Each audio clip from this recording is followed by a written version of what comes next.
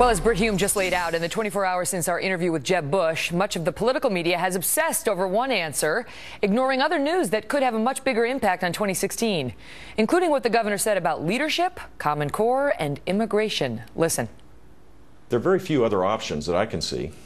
The option of self-deportation or making things so harsh is not really, I don't think that's practical. And rounding people up door to door isn't practical either. But a practical solution of getting to fixing the legal system is also allowing for a path to legalized status. Not necessarily citizenship. Common Core means a lot of things to different people, so they could be right based on what's in front of them. I respect people having a view, but the simple fact is we need higher standards. They need to be state-driven. The federal government should play no role in this, either in the creation of standards, content, or curriculum. That's what I believe. If I show my heart, show that I care about people, show my passion for the things that need to get fixed, show my leadership style, because this isn't like running for the Senate, where you can just vote for me and, kind of the words just go into the ether because you know nothing's going to happen.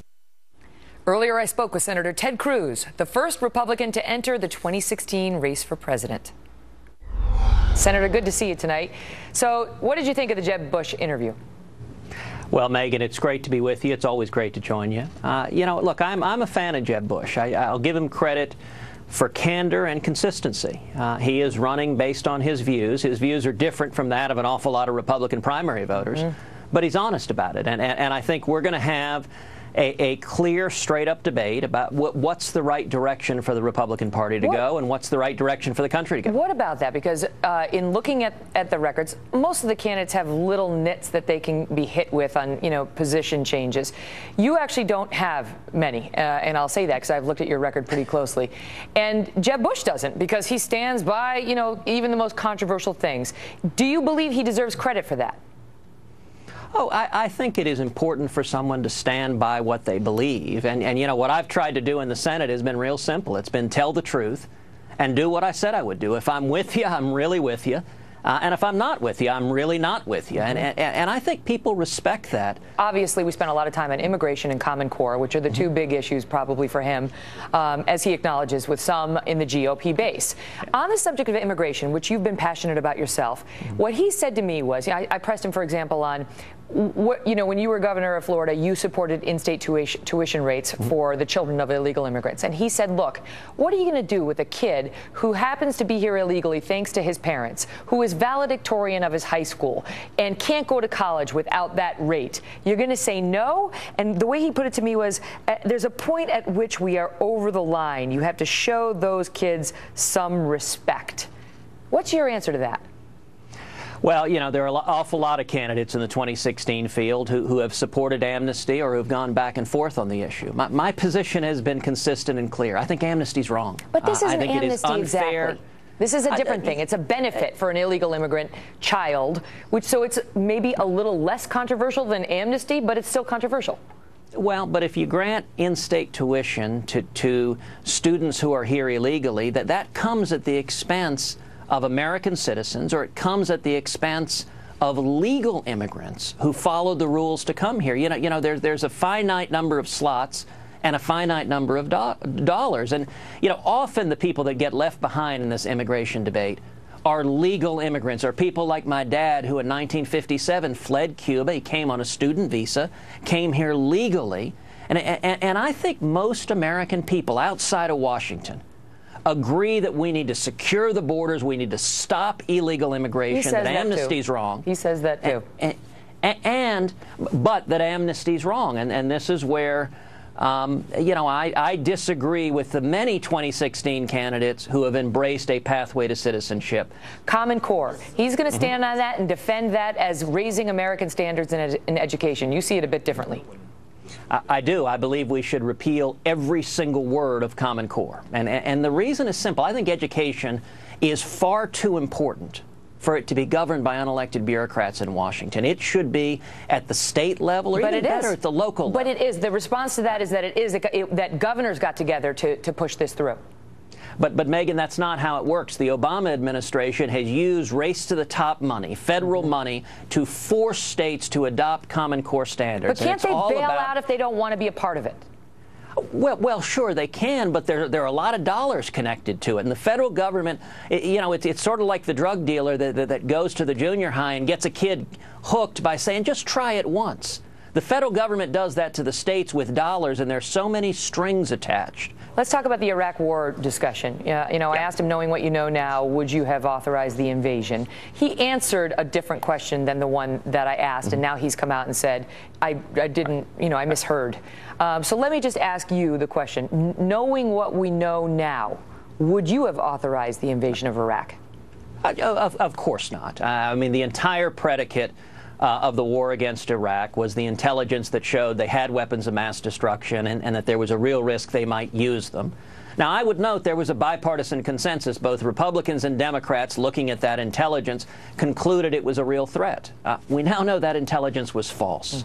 And without that predicate, there's no way we would have gone to war with Iraq, and we know that now in hindsight. And I know, do you defend the decision to go in by President Bush at the time, given the information he was given?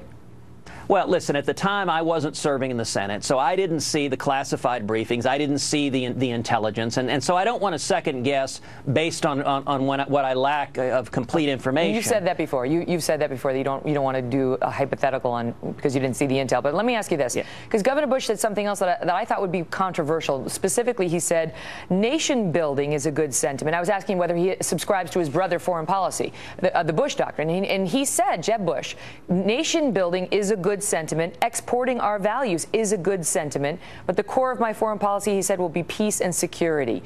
You have said something very different about what you've called the Cruz doctrine. What is the difference? Well, to be fair, I don't claim to have any doctrines and certainly don't hope to. But, I think foreign policy ought to be dictated by the vital national security interest of the United States. If and when military action is required, number one, we should be reluctant to use military power. America always has been. It's worth noting the biggest country Reagan ever invaded was Grenada. But if and when we're required to use military force, it should be with a clearly defined objective. It should be with overwhelming force.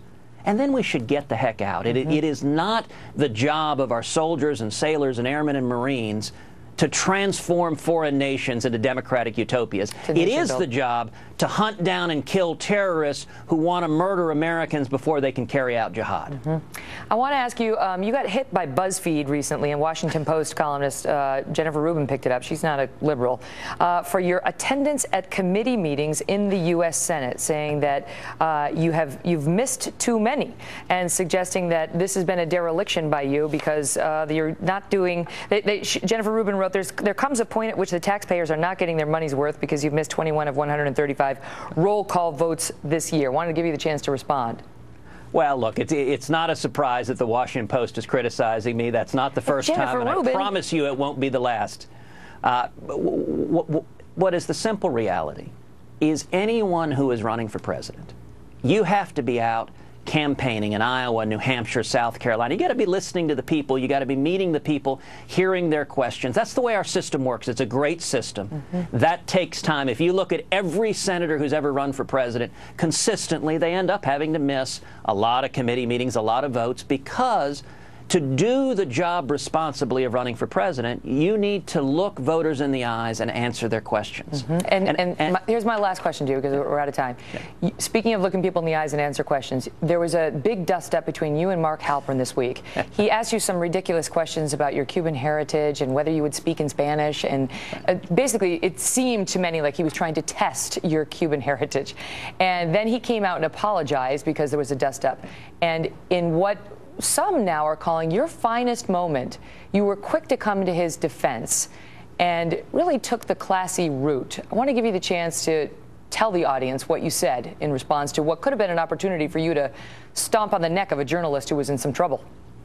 Well, thank you, Megan. I thought it was much ado about nothing, and I mentioned Mark Halperin is a serious and fair-minded journalist, and he took some grief for some silly questions that he asked me, and he offered an apology, and I said it was neither.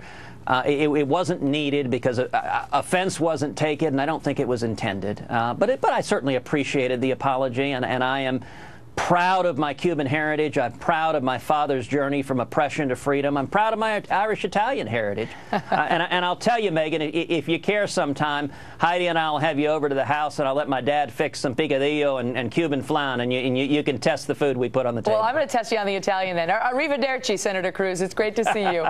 Ciao. Well, by the latest numbers, the National Football League is earning more than $10 billion a year.